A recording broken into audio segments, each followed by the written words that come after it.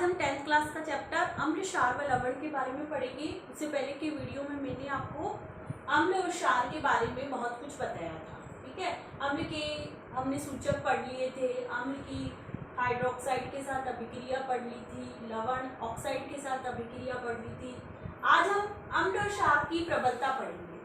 देखो बच्चों, इस टॉपिक के बाद में हमारा साधारण नमक से रसायन और उसके बाद में 3-4 टॉपिक है। बेकिंग सोडा कैसे बनाते हैं, विरंजक चूर्ण कैसे बनाते हैं, वॉशिंग सोडा कैसे बनाते हैं, और उसके बाद भी ये लेसन अपना खत्म है। अम्ल क्या होते हैं? अम्ल वह होते हैं जिसके विलयन में कौन से आयन प्रेजेंट होते हैं? हाइड्रोजन आयन प्रेजेंट होते हैं। और क्षार वह होते हैं जिसके विलयन में हाइड्रोक्सी आयन प्रेजेंट होते हैं, OH आयन और H आयन।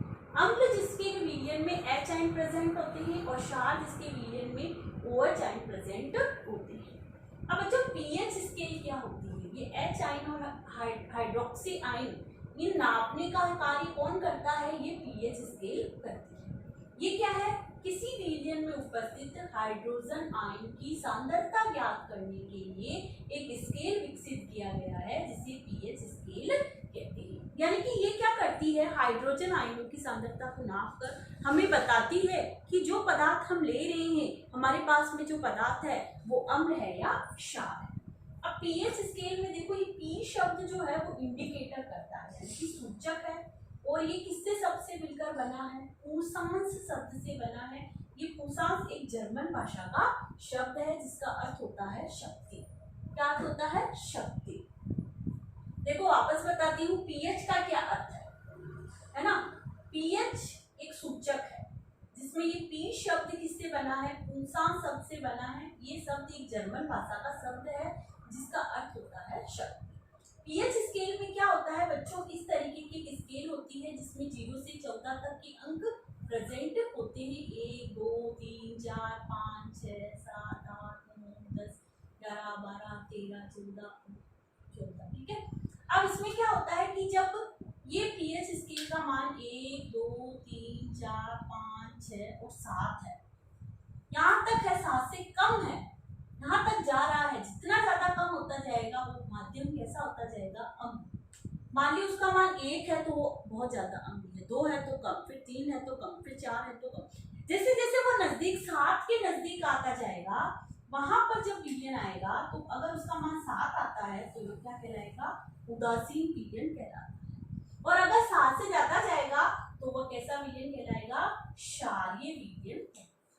यानी कि पीएच स्केल से 14 तक मान होते हैं 1 2 3 4 5 6 7 8 9 10 11 12 13 14। 7 उदासीन होता है, 7 से कम अम्लीय होता है, 7 से ज्यादा क्षारीय होता है।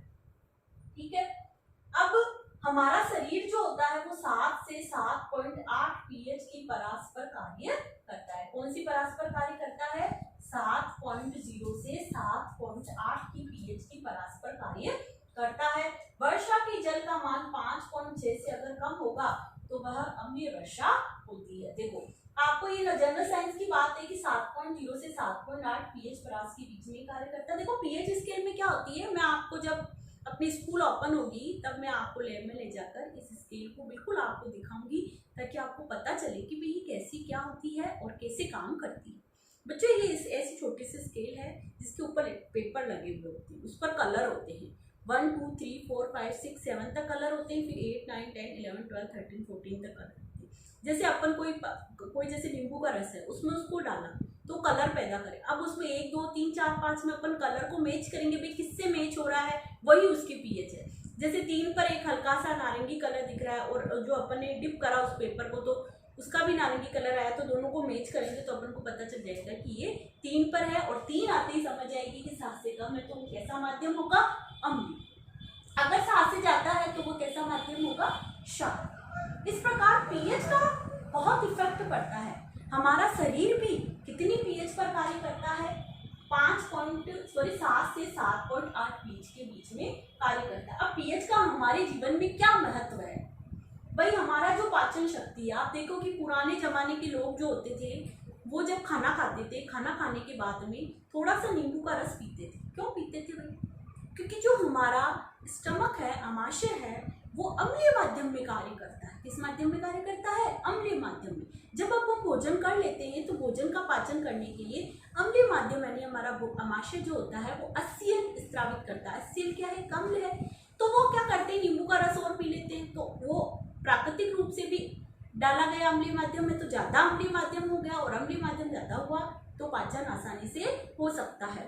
तो पाचन तंत्र पर भी इसका इफेक्ट पड़ता है। दंतशय, जब पीएच हमारे मुंह की पीएच जो होती है 5.5 से कम हो जाती है तो दंतशय प्रारंभ हो जाता है। इसके लिए क्या करते हैं कि हम क्षार वाले टूथपेस्ट का इस्तेमाल करते हैं ताकि उसकी पीएच को क्या कर दिया जाए? और ज्यादा कर दिया जाए। इसी प्रकार नेटल एक प्रकार का प्लांट होता है। उस प्लांट की पत्तियां जो होती है तीखी होती है। जैसे ही हम उसको छूते हैं तो मेथोनिक अम्ल सिक्रेट करता है और हमारे हाथ पर बहुत जैसे डंक मार दिया वैसा दर्द होता है। इसके लिए उसके पास में एक प्लांट उगता है, डार्क प्लांट, वो क्षारीय माध्यम का कार्य करता है। उसकी लीफ को उसके ऊपर रगड़ते हैं तो इसका इफेक्ट कम हो जाता है। वैसे ही हमारी चींट ये मधुमक्खियों का डंक मारते हैं तो फॉर्मिक अम्ल जो जैसे ही डंक मारते हैं तो मिथोनिक अम्ल से वो जलन पैदा होती है। तो हम क्या करते हैं? सोडियम बाइकार्बोनेट या सोडियम हाइड्रोक्साइड नमक उसके ऊपर रगड़ते हैं। ये क्या है? क्षार है, जिससे उसका इफेक्ट कम हो जाता है। ठीक है, तो ये थी पीएच। पीएच क्या है? देखो, अम्ल जिसके विलयन में हाइड्रोजन आयन होते हैं, क्षार जिसके विलयन में हाइड्रोक्सी आयन होती है। पीएच किसी विलयन में उपस्थित हाइड्रोजन आयनों की सांद्रता ज्ञात करने के लिए एक स्केल विकसित किया गया जिसे पीएच स्केल कहते हैं। पी सूचक है, जिसे पुरुषांश एक जर्मन शब्द है जिसका अर्थ होता है शक्ति। हमारा शरीर कौन सी पीएच के मध्य कार्य करता है? 7 से 7.8 के बीच में कार्य करता है। पीएच का इफेक्ट पाचन तंत्र पर पड़ता है, हमारे दंतशय पर पड़ता है, और नेटल प्लांट का भी मैंने एग्जाम्पल दिया। मधुमक्खी का डंक भी होता है। अब होता है साधारण नमक से बहुत सारे रसायन बनाए। साधारण नमक का फॉर्मूला क्या होता है बच्चों? NaCl। क्या होता है? NaCl नमक। सोडियम क्लोराइड, इससे सोडियम हाइड्रोक्साइड बनता है, बेकिंग सोडा बनता है, व्यंजक चूर्ण बनता है और वॉशिंग सोडा बनता है। इसके बारे में हम अगले वीडियो में पढ़ेंगे। आज इतना ही। इसको आप स्क्रीनशॉट लेकर ध्यानपूर्वक पढ़ना और इससे संबंधित क्वेश्चन आंसर भी